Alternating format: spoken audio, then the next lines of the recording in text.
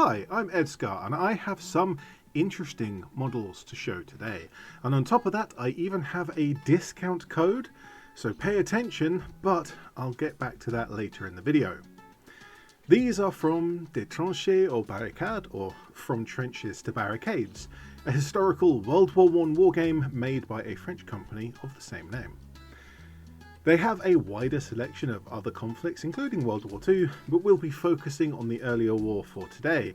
As you might expect from a French company, we have some really cool French models. There's plenty of infantry poses with a variety of weapons, and a dorky armoured car. Love that.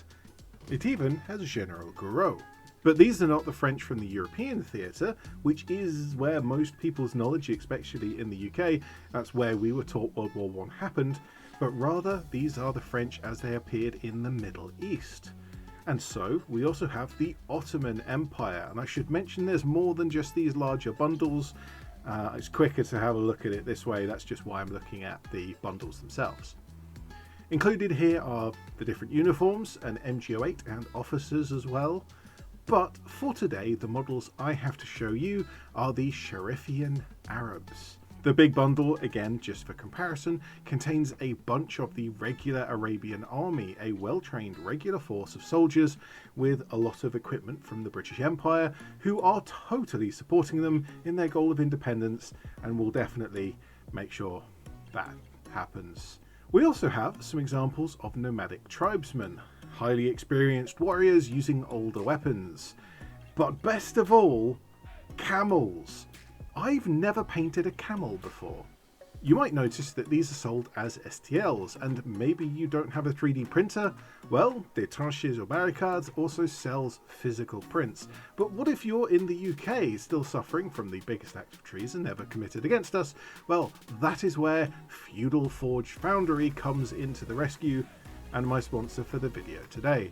Feudal Forge Foundry are a UK-based 3D print company who have a wide selection of licensed 3D prints, so for any of you without your own printer, this is a great place to find some for a variety of games. And pertinent to today's video, Feudal Forge Foundry also has exclusive licensing to print models for Des Tranchees Aux Barricades in the United Kingdom. And to show that off, they've sent me a little sampling of the Sharifian Arabs for me to paint up today.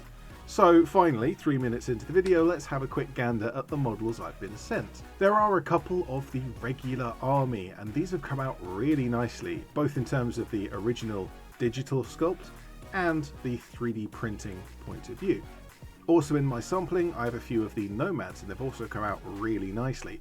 And I was unreasonably happy that some of them are armed with Martini Henry rifles, and I think these are the first models I've ever had with Martini Henry rifles.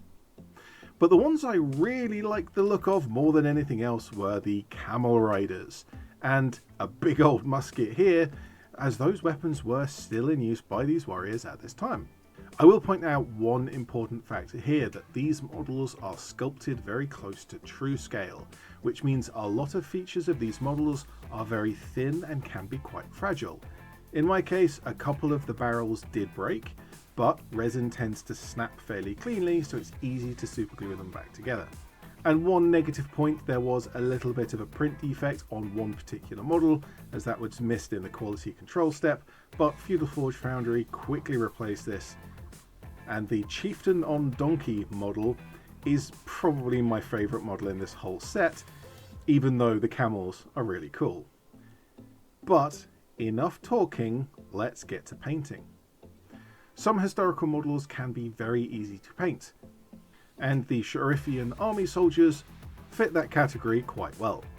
I poked around on Google Images for some references, and I found that as they were using British equipment largely, that included the uniforms, and the uniforms are brown and the webbing is tan or khaki. And this is going to lean into something I really love about historical wargaming specifically, that you just don't get in the same way with fictional wargaming. And that is learning about different time periods and cultures and where the person this model represents comes from. It starts with little facts like the use of British kit, and then research about the battles, where the borders of countries started and ended during the war, and the cultural reasons why all of this happens. And I don't ever need to know the exact hexadecimal code for the colour of the puttees, as the whole process of painting is part of the process of learning, and I pick up more as I go. I realised that the Nomads were far more interesting models than the regular army, probably due to how many World War II uniforms I've painted recently, and these are quite similar. The Nomads have one thing that's going to make them far more of a painting challenge, and that is the predominant use of white, and anywhere there is some interesting hue, very desaturated colours. Whilst colour photography wasn't really around at the time, there are paintings and descriptions that can point me in at least roughly the right direction. Again, perfection isn't the point here. But white pigments are often difficult to work with, and similarly any desaturated paint is probably going to have white pigments in it, making them equally difficult to work with. And so I'm going to have to rely on trying my best, which is always a worry. I did want to make sure that I included some bits of colour on the various models, as making everything white all over just didn't seem right. And so I painted some of their clothing in a light orange and then some in a light blue. Just like my common style of painting, I want to get the base coats on everything before applying an all-over wash, but this time, as there will likely be a lot more work after the wash, I'm actually going through the base coats really quickly and kind of getting the wash over and done with. And so the next day with the wash dry, I got stuck into the real hard work of painting, but I did start with the regular army models first. I quickly found that much of this was a lot easier than I had expected. The brown uniform got a simple, slightly lighter brown highlight, and the tan got a couple of very light highlights of that original tan just to ensure the translucent paint covered correctly, shaping each piece of the webbing, the puttees and the pouches and so on, and covering any staining from the wash. But once I got to the agals, which will be white, this is where most of the effort went on these models. I had previously painted the underlayer as tan so that I could highlight up into white. This is a fairly common trick to paint some colour under white so that you have some kind of shadow colour, so that then you highlight up into white quite strongly to make the overall effect white. But as that tan has some white in it already, every mix here is thin and translucent, and that threatens splotchiness every single time. And so I just was patient. I highlighted with the tan first to fix the wash, and then mixing in a little white each layer over and over until the agal looked white, which I eventually did manage. Just a quick spot of silver over the metallics, and these models were complete. And over to the Nomads, and you'll see more of the clear struggles that I'm having with the white here. The process is essentially identical, just over a larger area. Starting with the tan that had the wash over it, painting tan over the top of that, and then mixing more and more white to bring in more and more layers, slowly, bit by bit, keeping each layer thin so that I avoided the splotchiness, until I got to an overall white appearance. And I was slowly approaching the right look overall when I realised that my paint was leaving a physical texture over the models. I'm not necessarily sure if it was the tan or the white, if it was me painting layers too quickly and tearing them before they were fully dry, or some other factor, but I slowed down, I moved between models to give everything a decent length of time to dry, and I applied the next few layers steadily and carefully, which took a long time, but it did help. The other coloured pieces of clothing got a very similar process, but obviously replacing the tan with whichever colour is appropriate for that piece of clothing. I also didn't generally highlight these fully into white like I had with the other pieces, because I wanted to recreate those desaturated hues shown in the artwork that I found, rather than pushing all the way. And here I have saved the best till last, and I can tell you I should never paint the best till last, because I was excited and eager at the beginning of this paint job, and now I am tired. More than that, I only have a limited time to paint these models for this video, and that time was split over essentially 15 models if you include the mounts separately. And so here I am, painting the camels, the part of this project that I really wanted to paint the most, and I'm rushing. The base coat before the wash had been ochre, and I used the same ochre now to highlight. Essentially, I only managed a single highlight layer, which I used a striping motion to allude to some fur.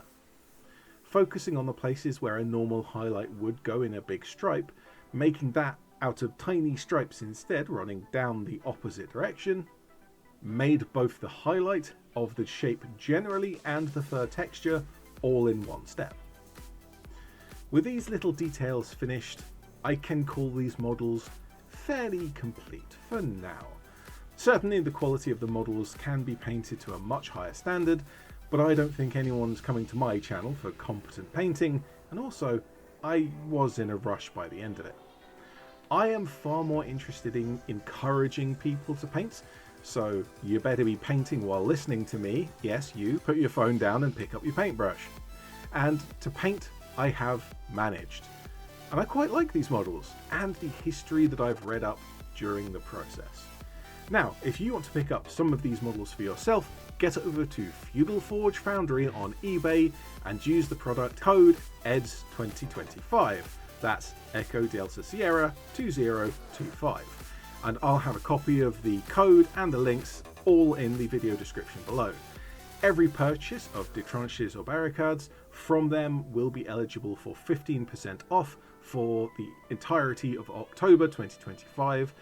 Now, eBay is being a bit strange with discount codes right now, so drop them a message with the code EDS2025 or leave the code as a note in the order, and 50% of the product price, not postage, will be refunded to you. If you have any comments on the models that I've painted today, or any other time periods that you have learned about through the painting hobby, let me know in the comments below, and naturally check those links in the description to both Des Tranchees Aux Barricades and Feudal Forge Foundry with that discount code.